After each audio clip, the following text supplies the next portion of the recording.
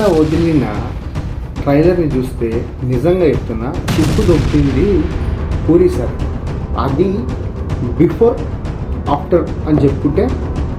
Hello guys, welcome back to my channel. నేను మీరు ఈ వీడియోలో నేను మాట్లాడదలుచుకున్నాను Ustaad Ismart Shankar alias double smart. Double Ismart Shankar fan base గా చెప్పాలా, ఓ తురుము తోపుతూ అని చెప్పాలా? అస్సలు కాదు. ట్రైలర్ మీరు చూస్తే మీకు క్లియర్ గా అర్థమైపోతుంది సినిమాలో స్టోరీ ఏంటనేది. ఇస్మార్ట్ శంకర్కి మనం చూసుకుంటే దాంట్లో అమ్మా నాన్న క్యారెక్టర్ తక్కువ ఉంటుంది. ఇస్మార్ట్ శంకర్ చూసుకుంటే ట్రైలర్ కట్ కానీ టీజర్ కట్ కానీ గ్లింప్ కానీ అప్పట్లో హైప్ సృష్టించింది.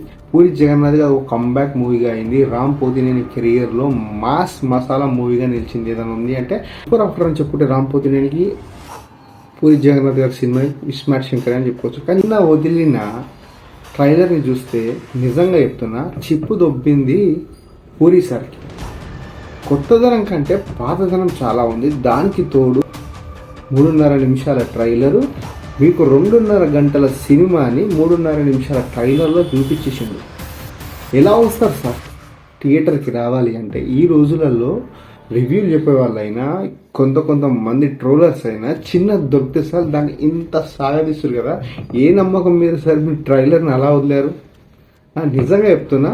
కానీ కొత్తగా నాకు నచ్చిన కాన్సెప్ట్ ఏంటంటే సింపుల్గా చెప్తా, బిఫోర్ ఇస్మార్ట్ శంకర్లో వాళ్ళ అమ్మ క్యారెక్టర్ అనేది తెలీదు, దీంట్లో అమ్మ క్యారెక్టర్ని యాడ్ చేశారు. సేమ్ రొటీన్ మళ్ళీ సంజీవ్ దత్ చిప్పు తీసుకొని ఇక్కడ పెట్టడము, దీంట్లో ఇద్దరు కలిసి ఆడడం. అంటే దీంట్లో ఏదైనా ప్రేక్షకునికి కావాల్సుకున్న మీరు ఇట్లా ట్రైలర్ కట్ చేశారా, మరి లేకపోతే మీరు దగ్గరుండి కట్ చేయించుకున్నారా తెలియదు. కానీ ట్రైలర్ అయితే చాలా రొటీన్గా ఉంది సార్. నిజం చెప్పాలంటే రొటీన్గా అంటే మీరు టోటల్గా మూవీ ఏంటి అనేది ప్లాట్ మొత్తం క్లారిటీ ఇచ్చేసారు. ప్లాట్ మొత్తం క్లారిటీ ఆ 3.5 నిమిషాల్లో ఇస్మార్ట్ శంకర్కి అమ్ముందని చూపించారు. వీళ్ళు కొడుతుంటే వాళ్ళ అమ్మ వస్తుంది, హీరోయిన్ వస్తుంది, హీరోయిన్ మళ్ళీ తీసుకొని ల్యాబ్కి తీసుకుపోతుంది, ల్యాబ్కి తీసుకుపోయిన సంజీవ్ దత్ క్లారిటీగా చెప్తాడు, నా మైండ్ నీలో ఎక్కిస్తున్నారా అంటాడు. అది అంతా తెలిసిందే. కానీ అదే బిఫోర్ ఇస్మార్ట్ శంకర్ చూసుకుంటే ఇస్మార్ట్ శంకర్ ట్రైలర్ అలా అయినా టీజర్ అయినా అలా లేదు, చాలా క్లారిటీగా ఉండే. ఈ సినిమానే ఏంటో సార్ మరి అంటే ప్రేక్షకునికి ఇంకా ఏదైనా చూపించాలనుకుంటున్నారా అనేది తెలియదు. కానీ దీంట్లో ఒక ఆలీ క్యారెక్టర్ మళ్ళీ చాలా రోజుల తర్వాత ఆలీకి ఒక మంచి ర్యాప్ కుదిరిందని అనుకోవచ్చు.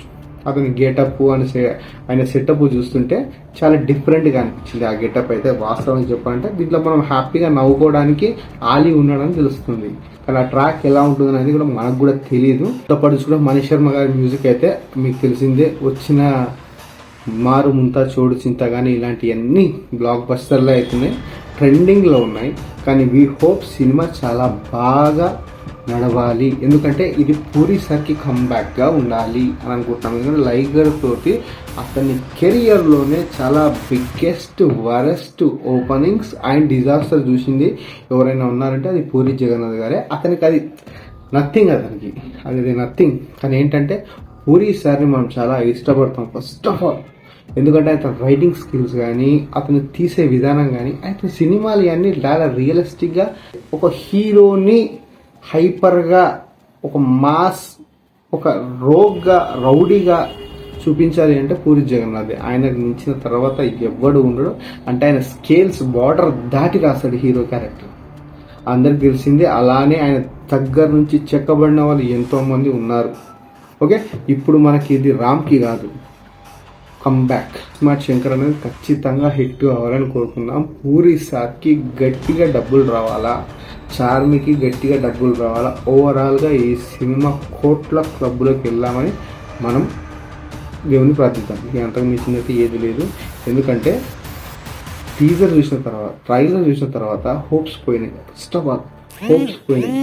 థియేటర్కు వచ్చి టికెట్లు తెగేదాకా పరిచాను. ఇన్ కేస్ ఈ సినిమా గనక కొద్దిగానైనా నెగిటివ్ టాక్ వచ్చిందా, అమ్మో దేవుడా అనొద్దు, కానీ వచ్చిందా షర్ట్కి వెళ్తే పోయాయి.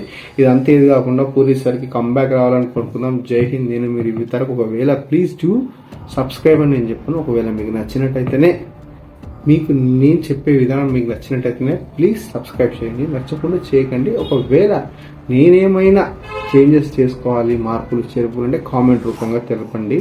నేను మీ రివ్యూ తరఫు జై హింద్.